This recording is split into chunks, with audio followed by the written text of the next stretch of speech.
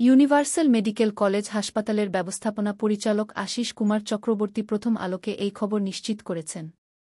তার বয়স ছিল ৭ বছর এবং তার স্বামী এবং ৪ সন্তান রয়েছে। ফরিদা পারভীন দীর্ঘদিন ধরে কিডনির জটিলতায় ভুগছিলেন।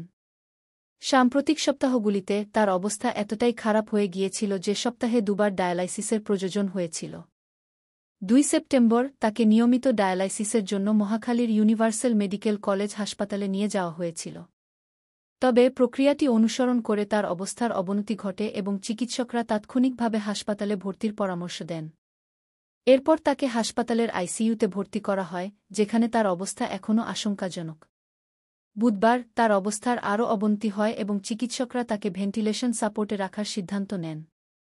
সমস্ত চিকিৎসা প্রচেষ্টা সত্ত্বেও তিনি মারা যান। বাংলাদেশী লোকসঙ্গীতে এক সমৃদ্ধ উত্তরাধিকার রেখে যান।